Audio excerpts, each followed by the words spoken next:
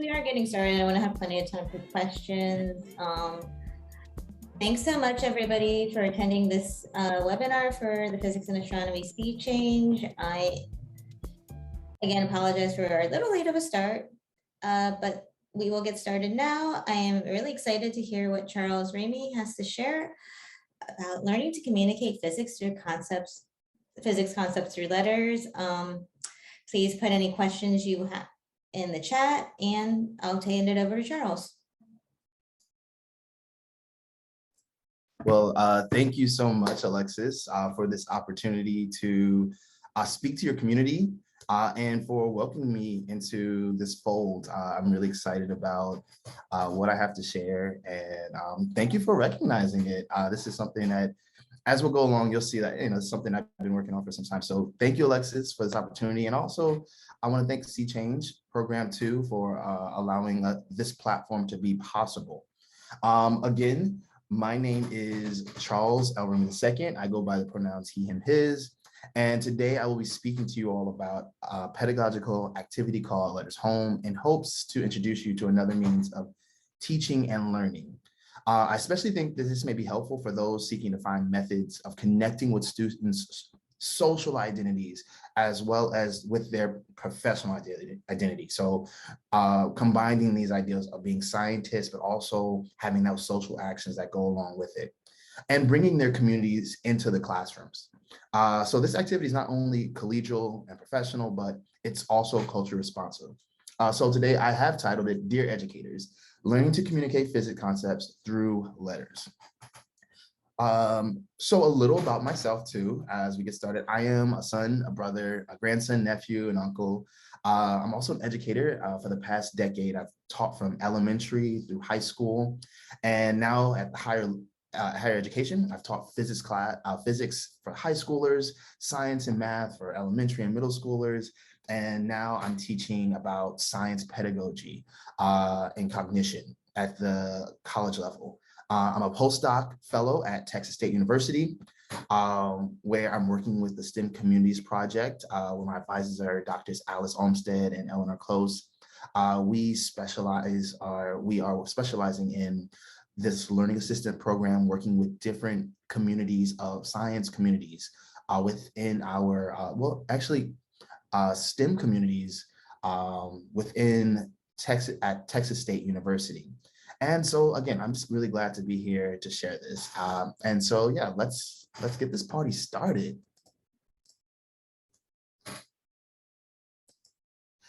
So I like to also just state some of the purpose and aims for this. I wanted to make sure I understood what I was being charged with as I came here or called to do.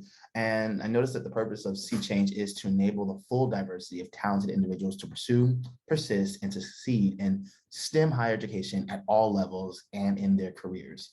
And so I made sure that the aim of this webinar is to discuss how the Letters Home activity was incorporated into a lab course to support students' learning and how this activity can advance the purpose of Sea Change as well as you all as change agents. Now, I'm used to doing activities and like workshops and things that we are interacting. I see like at least some pictures, frames of who we are. And with webinar, you don't really get that same frame, but I would like to still use these components to connect us. The pandemic may have made us feel like we needed to be separated, but we've been able to find ways to connect. And so the best way to create these is first, like having some community agreements. And if you haven't caught it yet, Stranger Things has come out. It's a pretty cool series. And one of the characters, main characters, a protagonist, 11, she always tells her friends that it's a common agreement that friends don't lie to each other. And that's like their community agreement. And that's how they come together. And so I like to at least set some community agreements here because we are going to be engaging. So hopefully you all are here so that I have a few dialogues where I would like for you all to add to chats and things like that. And we're going to get into that, but I wanted to set some agreements first. And first and foremost, we acknowledge and respect that we each bring different experience, awareness, knowledge, and views to the table. And we try to remain fully engaged as well. I will be sure to stay within our time frame so that you all get what you need, and then you can continue on. So again, being fully engaged does require that as well. And make sure that we step up and step back, that we are contributing ideas and we're giving other people space to do the same. This is a brave space. This is a space for everyone to share their ideas and thoughts and opinions and suggestions. So let's make sure that they have those thoughts and allow ourselves time to think about them as well. And in order to do that, though, we have several functions with webinars. We've got a chat function, which allows us to share ideas, thoughts, and reactions, and to connect with others. And we also have the Q&A function to ask questions and upvote ones you find intriguing. And there's also the raising hand function, which you can use to let myself and Alexis know that you would like something to say or share or ask during the webinar. And also, lastly, I like to try to practice self-evaluation and implementation. What we learned here, we should also try to reflect it as well. So first things first, to try this dialogue, you'll notice I will use, if you notice on the screen, there is a green box around the frame. And this green highlighted frame means that there will be a community dialogue occurring. And to kind of get things started, because I really want to try this out. Oh, there's no open questions. Oh, I thought I could drop some questions in the chat. How about this? I'm going to drop 2 questions in the chat. Oh, I'm going to drop 1 question in chat. And I'd like for you all to answer it, all right? And so that just to see if we're all here, who's who's available, and to kind of let you know that, we're still connected. So I'm going to drop my first question I'm dropping in the chat is, what is your favorite TV series streaming currently? All right. What is your favorite TV series streaming right now, currently? It can be a past show. It can be something that just popped up. So if you could, yes, Kathy, you've dropped one. Only Murders in the Building. Yes, The Witcher. You all are here. Dark Winds. I feel like this connection. We got it. All right, so I see you all know how to use the chat box. Golden Girls. I'm on that too, John. This is great. Is there someone that is willing to raise their hand, maybe that wants to speak? I think Alexis, do we have that function included? You should be able to, but then we have to also allow them to talk. Oh, okay. All right. So we won't be able to do those aspects. That's fine. We will use the chat then. I see Stranger Things is up there. I'm waiting for July the 1st as well, for volume 2 to drop. So we are able to connect through our chats. You can leave reactions, you can leave emojis as well. I do like emojis. If something said that you like, please drop it. Or if there's questions and comments, drop those as well. All right, so without further ado, I also, before we go down this rabbit hole of thoughts, I always like to start with a quote too, so they have something to hold on to. And I found this one from The Renegade, which was like Barack Obama's and Bruce Springsteen's podcast. And I really liked it. And I thought it was relevant to what we're doing. So I'm interested in the story I want to tell. And I know that story in my very self is inexplicably connected to the community, the people, and the place that I came from. So as we bring our identities here to this webinar, we also bring them to our classrooms, and the students see that as well. So, let's be open to that and understanding that this is a safe space for us to do just that. So one more thing is Happy Pride Month. We are at the end, but we still want to recognize that it is Pride Month. And Pride doesn't just go from June the 1st to the 30th, it's all year round, but we want to respect and honor the cause itself. And lastly, the content. What I will be covering today is I'm going to give you a backstory about Letters Home, how this all began, as well as the Letters Home activity itself, and give you a little bit of results from the study, just a little bit. And we're also going to talk about culturally responsive teaching and how that relates to Letters Home activity. All right. So again, without further ado, let's begin the binge. All right. And I want to start with a backstory. And this goes to actually Zora Neale Hurston's book, Their Eyes Are Watching God. There was a statement she made and it captured my attention.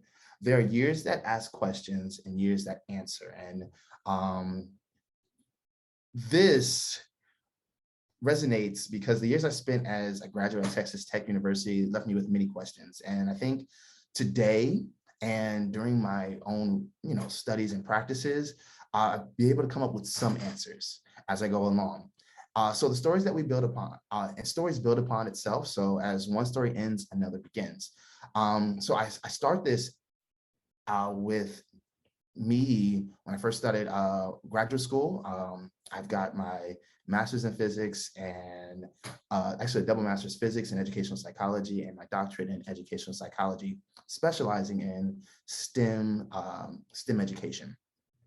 And as a physics student, I was a TA, and being a TA, I was actually selected to be an assistant for the upper division modern physics lab. It was a big deal because this meant that I no longer had to fight for the courses or times I wanted to teach that semester with 35 plus other TAs. The modern physics, again, was selected. You were selected to do that. And so there was perks that went along with it. However, the modern physics lab was like most of our traditional labs, where students came in for 3 hours, were handed instructions on some lab and required to complete it within the allocated time. They were also to keep a lab journal and write a lab report every few weeks. So we did maybe 3 lab reports, and we had some advanced topics that we talked about. So relativity was a major component, and that also we were starting to specialize in the ideals of condensed matter and things, because these were the researchers in our department. So the modern physics lab was a bridge between the introductory courses and the advanced labs. And so it was a big deal. This was a transition for students. These were students that were going to be physics majors or non-physicists that are interested in learning more physics. So after about a semester of doing this as a TA, I found myself questioning whether there was a more progressive approach to teaching this course. I had been teaching for a while, so I was used to a certain structure or seeking certain structures so that we can get certain aims. And with all the components in labs, I just didn't think that students were producing the content that was expected of it.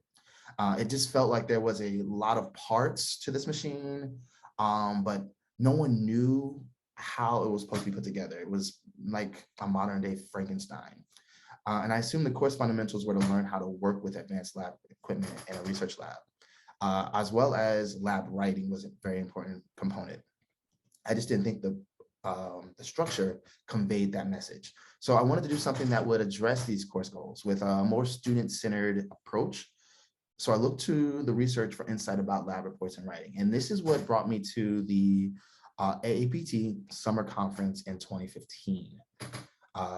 Following the first semester as a TA, I started working on updating it during the summertime, where I was redoing lab instructions and things of that nature. But during that time I attended the conference, I was looking for some insights on how to address writing in physics.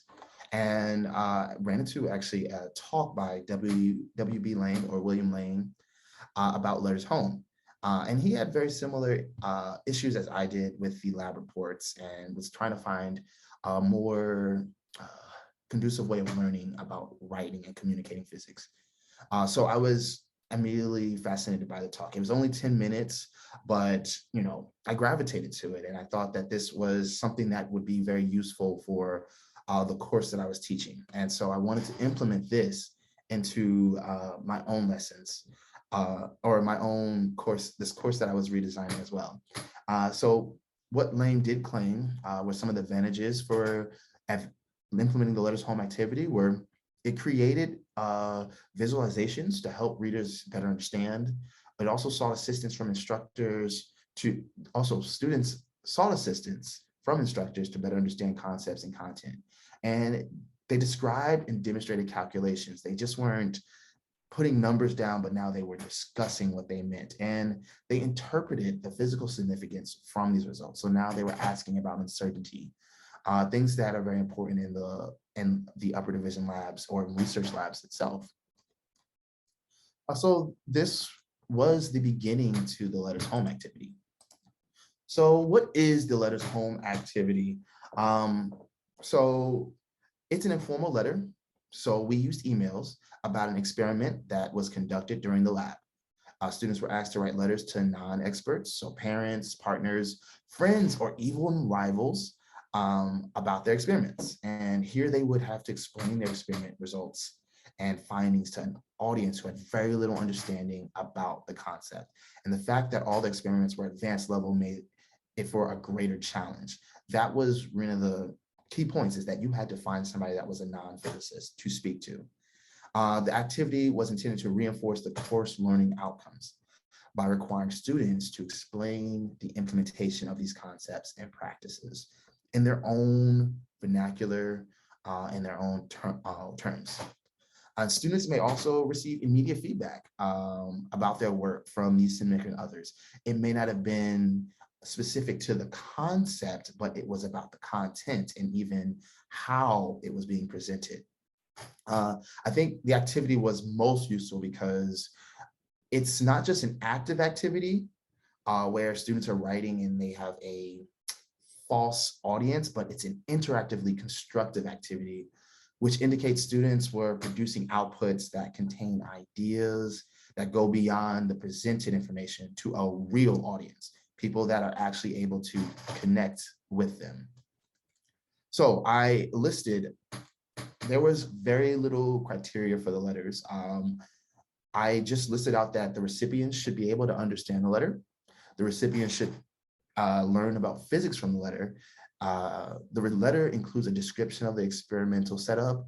The letter includes information about the results that were obtained, and the letter explains the conclusion reached by the results.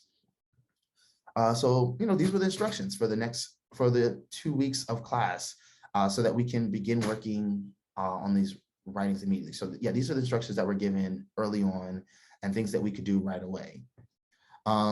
Students showed some hesitancy about doing the assignment because it did not seem like an expert-like activity. They wanted to be experts, but they didn't see this as being helpful. But, I had to convince them, explain to them that all great physicists and all great scientists had some kind of pen pals, or they had someone that they shared their findings and their ideas with and received opinions or feedback. So it's controversial, but Einstein and his first wife, she was a physicist. So I imagine he spoke to her about his own findings, as well as Newton and Huygens. They had a rivalry, but they did write to each other. So there is a significance to writing other than just journal peer-reviewed articles, but even just the means of dialoguing with somebody about your research.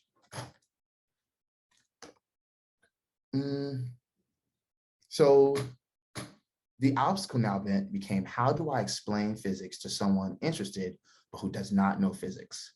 What I especially enjoyed was the response when we got from parents and loved ones who intently read and probably discussed it with their students on the phone, the letters, and shared what they found fascinating and also offered encouragement while sprinkling in some constructive feedback. They could say things that I could not say, and they could see things that I had not. And students took these responses and actually placed them in their next letters. They actually took them to heart and decided for next letters how they were going to implement them. I guess the most interesting point is that students were now sharing what they were learning in academia with their outside audience. They were connecting science to society and bridging their studies to their social groups. They were also being recognized as scientists by outsiders, which was a boost to their own identity. Now, I really can't talk about this activity without discussing also one of the vital factors. I also was redesigning the laboratory course. And in order to do that, I used recommendations from AAPT's recommendations back in 2014. which consists of 6 focuses for physics lab curriculums that should be addressed by the time the students graduate from a physics department.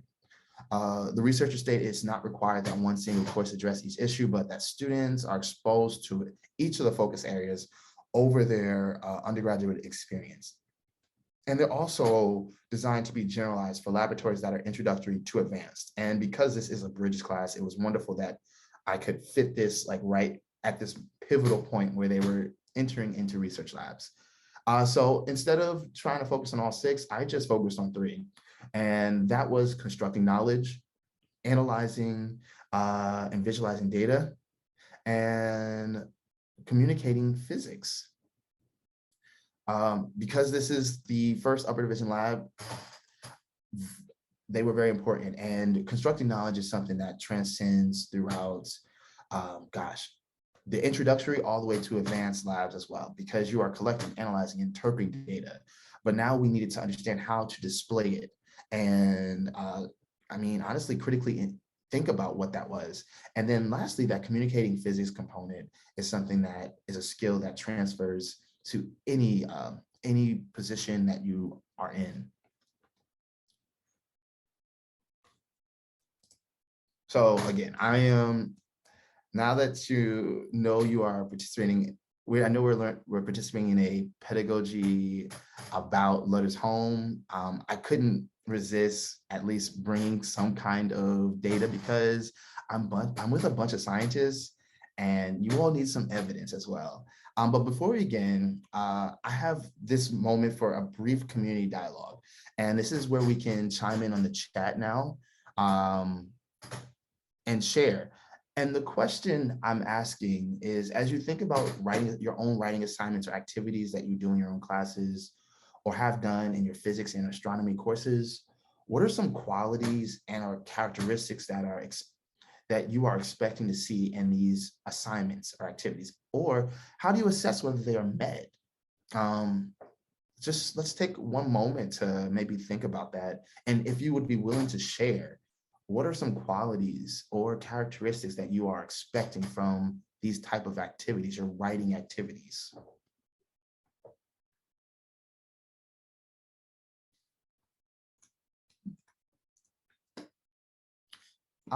Yes, Jonathan Peterson states that the use of data to support arguments. Yes, thank you.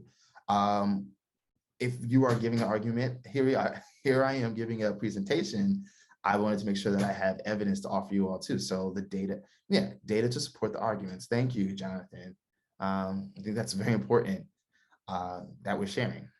Yeah. Is there anything else out there? Any other qualities or characteristics that we look for in our writing? Hey, what's going on, Brian? My students say, what did you learn? Present data. Very nice. I like that.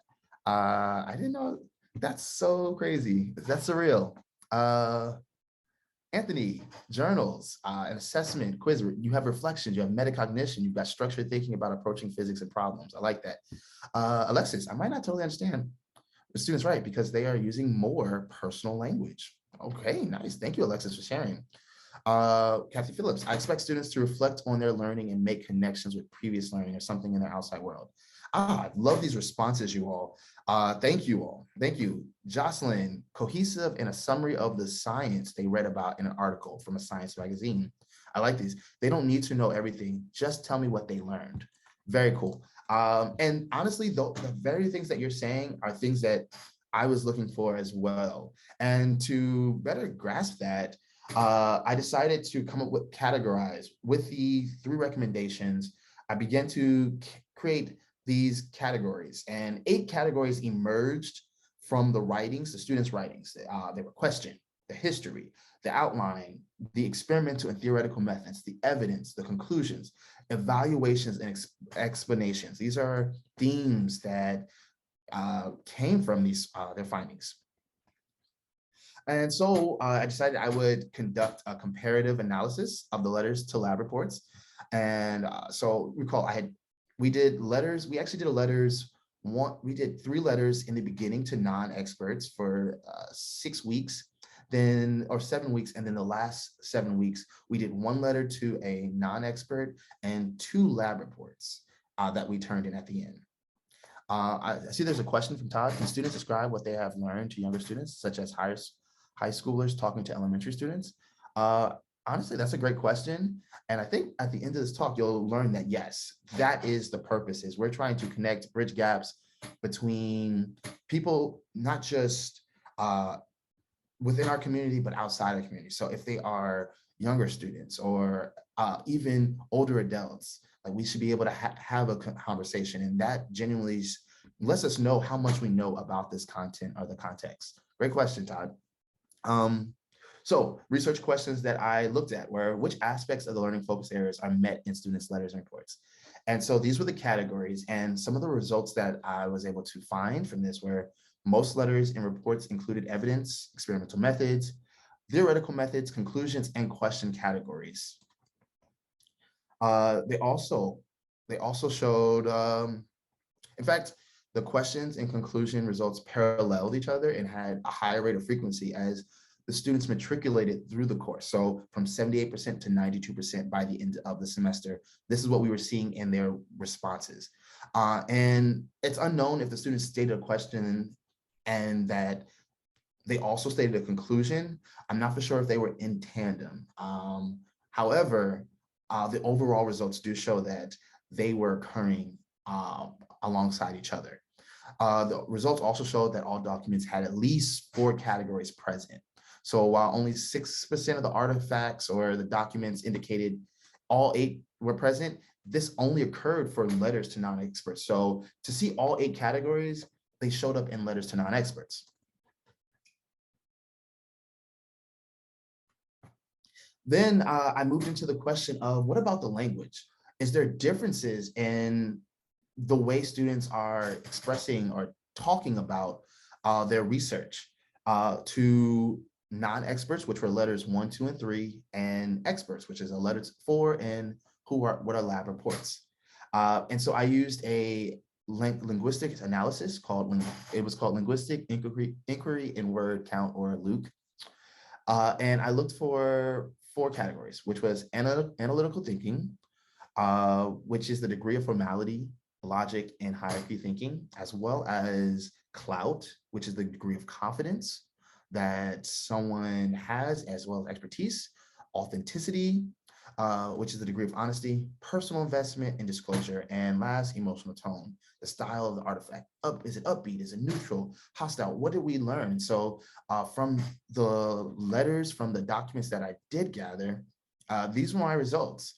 Surprisingly, analytical thinking was very high for all forms of writing, indicating there was, a high level of formality, logic, and hierarchy. And I think that just comes because of the topic itself.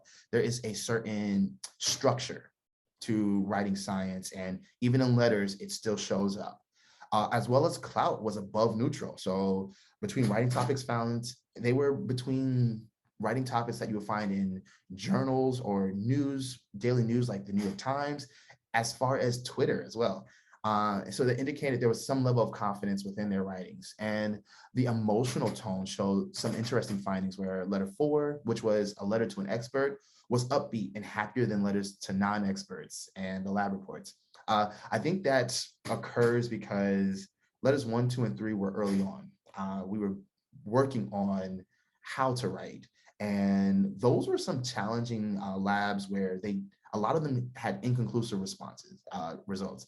Their data was missing. They were doing some, non-expert things. They were learning how to learn, in some instances, how to use the equipment in the lab.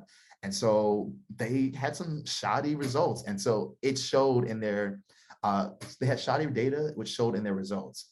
And so I think that emotional tone can come from the learning, the growth that was occurring. And by letter 4, they were on beat on what was going on. They understood the process. We were now in week 7 of school. So there was a certain confidence in what was going on, what the structure was, what we're supposed to do. And I guess you can see it in the letters. So lastly, authenticity scores indicated there was a difference between artifacts or the documents to non-experts to that of experts. In fact, the letters 1, 2, 3 scores were double that of letter 4 in lab reports. So this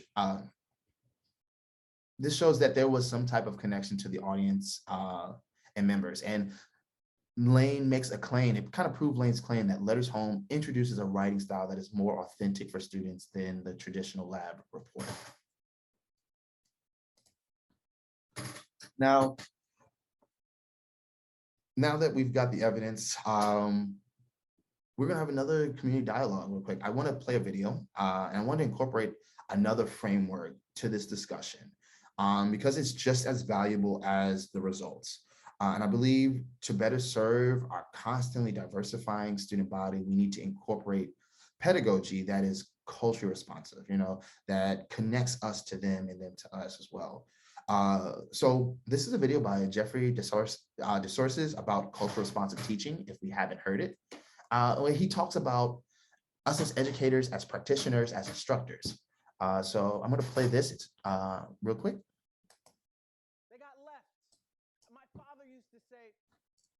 Listen, if y'all are not downstairs by 8:15 a.m., y'all are getting left. And I used to say, no way we're getting left. We'll be all right. Every morning we went down there, my mother, my sister, and I, and we said, we'll be fine. We go downstairs, right? And then we'll be all good. Until that one morning, my mom took her time that day. And it was about 8:16. And I said, Mom, we're about to get left. And I lived in the hood, so the elevators were slow.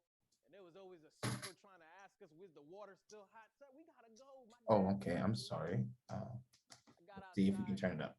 And that car was gone. And I first thought, man, I was like, what kind of parenting is this? I gotta go to school in the morning. But then my dad played a trick on us. He pulled around the corner and said, I told y'all, at any time you can get left. And I said, whoa. That showed me, my friends, that not only could I get left by that car, but I can get left in any particular space that I occupy, and so can you. And that's why we must innovate. That's why we must continue to change. That's why we must continue to adapt to all the different things. Listen, I hear you. You may not be on Snapchat or you may not be posting Instagram stories, but if you consider yourself an educator, you better understand what.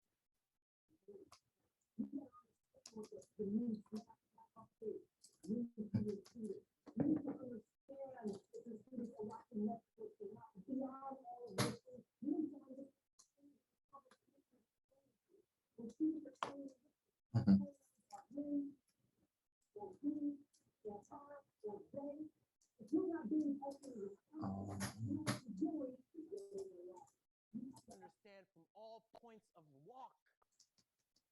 What does it mean to be leaders, to be change agents? All right. I apologize about the volume with that one. Maybe in the recording. Just to recap though, Jeffrey DeSauce, I can share the link with you all for you all to share, to check it out. But what Jeffrey DeSauce is talking about, the fact that we are change agents, and in order to connect with our students, we need to be relevant. We need to be responsive. We need to understand what's going on. We need to understand the Snapchats, and we don't need to understand them, and we don't need to be on it, but we need to know they exist. And that is more pop culture, and that is just as important. But culture is more than just entertainment; it's a way of living. And so, if you notice my background, I chose this background because I really liked it, and I think Netflix has become a cultural phenomenon of its own that has changed entertainment. And it was a way of me connecting what Letters Home meant now to you all in a way that, hey, we can all resonate in some instances. You might know some of the shows that I showed, you might not, but maybe you'll say, hey, maybe I'll check it out. Or maybe you've seen your children watching it, I don't know, or your cousins or somebody. But there may be a memory of this. And the fact is, I think we've all probably seen Netflix in some way. Geneva Gay states that culturally responsive teaching uses cultural knowledge, prior experience, and frames of references of ethnically diverse students to make learning encounters more relevant to and effective for learners. So what I'd like for us to do, if we could drop in the chat, just thinking about the Letters Home activity and even Gay's description of culturally responsive teaching, why might or not Letters Home be considered culturally responsive? And how can Letters Home be incorporated to your lesson to promote culturally responsive practices? It doesn't have to be both questions, it can be either or. But how might Letters Home be considered culturally responsive? And how can Letters Home be incorporated to your lesson to promote culturally responsive practices?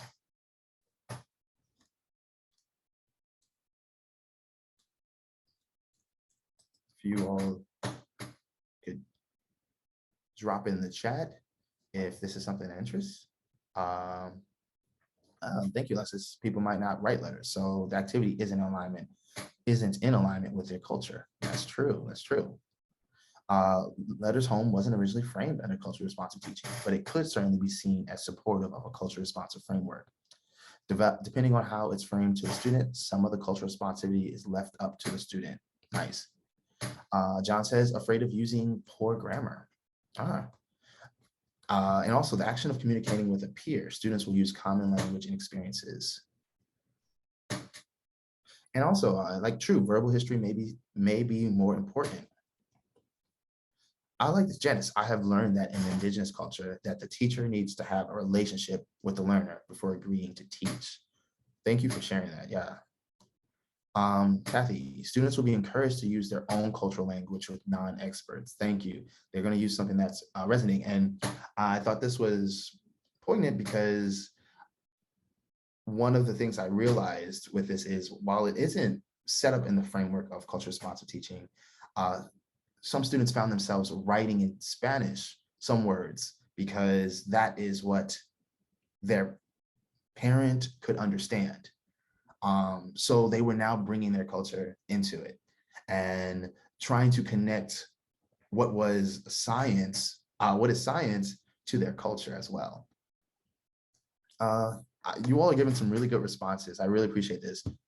Students will use their own language, but they know if they're writing to an absent father or a single mom, she won. Won't care because she doesn't have time. Yes. I will say this, Todd, though. I specifically say to share with somebody that they know will engage with them. All right. Try to find somebody that will engage. You can't expect everybody to, but try. I like that. And Lane says, I have told students to run their letter home through Google Translate to grade it. Very cool. So now that we've talked a bit about how it might be culture responsive and ideas, we're talking about this language. Students are bridging their cultural identity to their scientific identity. They're having to think about how they engage outside of the classroom with what's going on in the classroom. And we see that. So we are looking at some identity frameworks about science, but with that is recognition that comes from that. And also we start to develop what we consider a rapport with our students as instructors. That's something that we can do, is build rapport, and that rapport builds into an alliance. So I want to explore some of the relationships that we can have with our students due to this activity. This is just a fulcrum to us connecting with students and helping them in their own progression through the lessons itself. So I have a video here. I went to the South by Southwest Education Conference and got to hear Zaretta Hammett and Tangi Reed Marshall speak about culture responsive teaching. And so I thought I would bring that to you all here, and let's see if this one works. At the core of all of this is what you really believe. What do you really honestly believe? There's a question. What do you honestly believe about the embodiment of humanity sitting in front of you? If the embodiment of humanity looks like you, therefore you have positive beliefs about their ability, that's a question. But if that embodiment is different from you and it sort of blocks your ability to really get down into teaching, there's a question. So this builds on where I see a lot of people getting stuck when they want to take up culturally responsive teaching. They lean into the relationship. So I hear a lot of people repeat that. It's about relationships. And in culturally responsive teaching in the brain, I break it down into rapport. This is building the human connection, right? But you have to move past that and leverage that into an alliance, meaning I am actually going to help you level up. I know it's going to get rocky, it's going to get tough when you go into the learning pit, when you are engaged in productive struggle, but I believe you can. And I am going to teach you the skills and tools and processes to do that. This is not, growth mindset, rah, rah. If I hear another person tell me about a growth mindset, Yeah. like you can go over and get that at might be a CVS problem on for both aisle of us. 3A. That's right. That's right. Right? Because, and then I have people who want to just tell kids about the brain. Let me just tell you about your brain. Well, I can't read. How about you tell me about how those long vowels work? That's a thing. Right? So this is the point that I want to keep getting to is how do we ask the questions about what's the quality of instruction we're giving to the most vulnerable kids, and how do we level up the quality of that instruction? Then you have to ask the question, who do you need to be to do that? Because you might need to learn a thing or two, and just learning about social justice is not going to cut it. Because that is not the problem. Because it's not socially just. That's Right, so absolutely. we're using language in this very sexy way. Yeah. But the bottom line is Johnny still leaves school not being able to read. Yeah, read and as right, you were and just going to think. say, Right. learn how to learn. So this is even Yeah. beyond critical thinking, right? We hear people say that. What we know is you have to improve information processing. You have to learn how to learn. The kids that we are not worried about, those that are advantaged, typically white, middle class, more affluent English speakers, what they have is the ability to get a library card and go teach themselves anything. That's because they have learned how to learn skills. I was on a panel recently with a South African. All right. So yeah, I got to sit through this hour-long discussion that was very titillating and enthralling. And a lot of times they do come from a perspective of K-12. We're talking about higher education here. So I like to try to merge these. I like to try to figure out how we can incorporate them into our own activities, our own lessons, our own practices, our own pedagogy itself. So taking on the ideal of alliances, I'm curious, and in the chat, I'd like for you all to drop is what might an alliance within your classroom look like with your students? And maybe how might Letters Home assist you in building alliance with your students? Not just building a rapport, but now we're working together for a greater cause.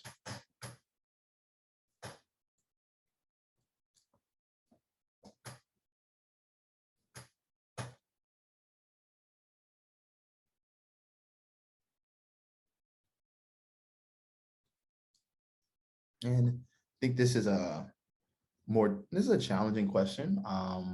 And I even was challenging myself to think about it is what did an alliance look like with my students? Because I see this as we're going through a course. And I love that, report is, Johnny still walks out not learning. I don't want my students to walk out not understanding how to write within the physics realm. So it was important that I give them a space to learn how to write through letters, through emails, through correspondence, and then introduce them to the lab reports themselves. So I've gotten some chats now. Jonathan Peterson, collaboration, student teacher help other student teachers learn. Less emphasis on friendly behavior, more emphasis on helping one another. I like that. Alliance equals trusting relationship to learn from each other. I love this. Letters Homes help me ally with my student because I gain insight into the relationships they value. Love that term, what they value. It does open up insight about what they are valuing. They're sharing that if you're paying attention. Get encouragement, constructive feedback from not just me, but trusted people. Maybe students would see this as more useful or useful in a different way. I like this. I teach at a Christian school, so I would also ask a question regarding why did God design the universe in this way? Alliance in Christ. Oh, I like that. Very cool. I like that. Then I know that what a positive relationship looks like for them. You all are, wow, these are really good responses. You all are very active. I can't talk to you all directly, but you all are showing me the life, the energy, what I was dreaming of. So thank you. I am coming to the end of my talk now. And this idea of combining Letters Home into our classroom, into our own practices. You do not have to redesign the whole course that you have. You could implement it, but I would say to be conscious on how we are implementing it and what our intentions are behind it. So I, again, want to thank you all for your time. I want to thank the Physics and Astronomy Sea Change program for this opportunity to share my research and my own practices. And again, I want to thank you for sharing this time with me, offering me such insight in the chats, and going on this information binge through this. Yeah, I'm going to leave it open. Checking. So yeah, we've got a few minutes left. I'm going to give it back to Alexis. The floor is open for questions. So if you have, firstly, thank you so much, Charles. That was great. I learned a lot. Secondly, if you have questions, feel free to type them in the chat and I will ask them aloud because it's kind of funny. Sometimes people will answer questions and then you don't know what they're answering when you watch the video later. Thanks, Alexis.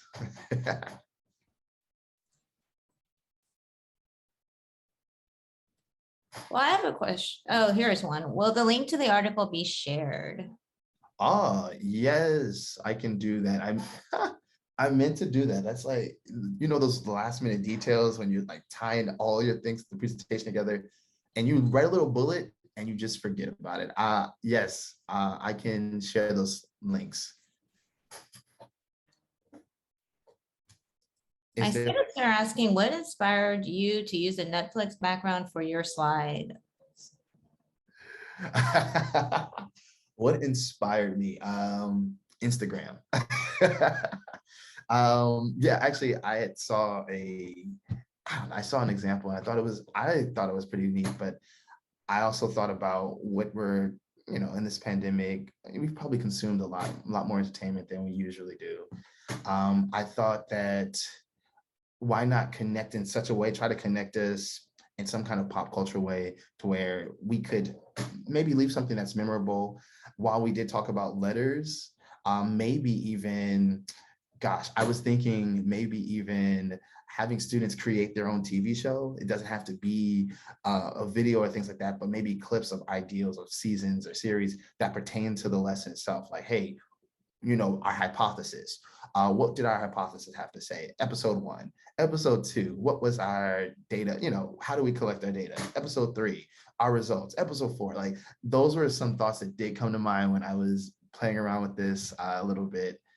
So yeah, I don't know. I wanted to challenge myself, and I wanted to also offer you all an experience that was able to connect you all to what we are doing here with the letters.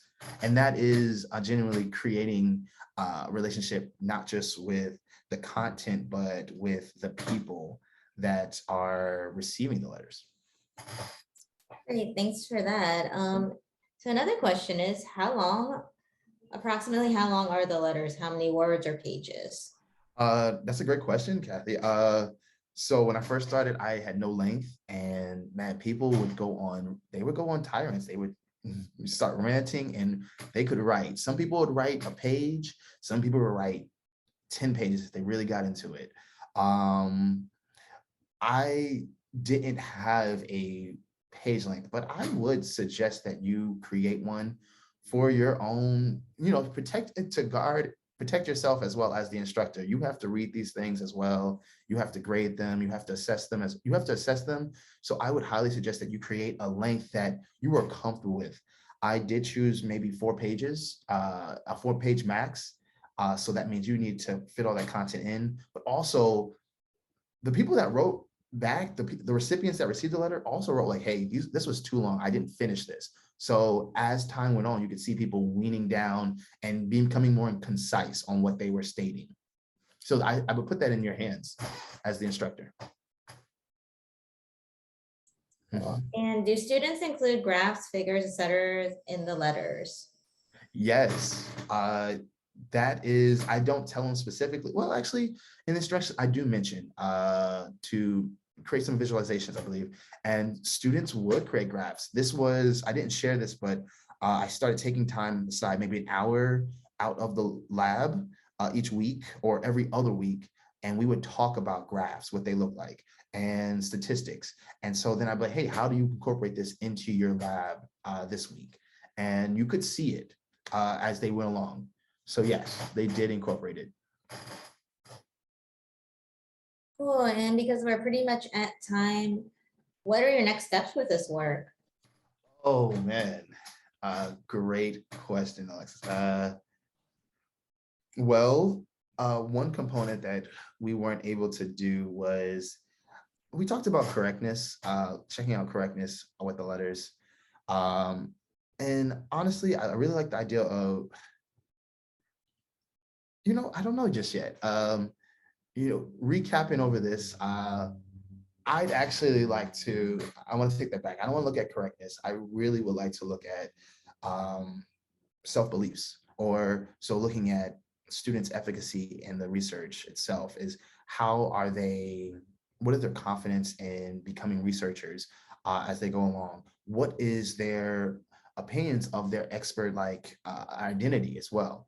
I want to create a classroom that is about growth, and that it's an assessment and not a gatekeeper. So where do they begin and where are they ending? And I'd like to actually assess some of that, wean what they can learn from that, as well as looking at what responses are coming back. So recognition is important, a part of self-identity, about having a science identity recognition, not just from your faculty members, but outside sources as well. So how does that play a factor in this? I'd love to kind of investigate and explore how that plays a factor, and if that can increase retention as well as communities in the science field itself. Great, thanks so much. And because it's 3 o'clock and I don't want to keep everyone, I'll stay on a little longer. Charles, you don't have to if you don't want to. No doubt. And we will have, if people want to ask questions privately, we will have our next webinar on July 26th at 2 p.m. You'll get an email about that if you're a member of APT, or you can just shoot me an email and let me know. Thanks so much again, and I'm stopping the recording.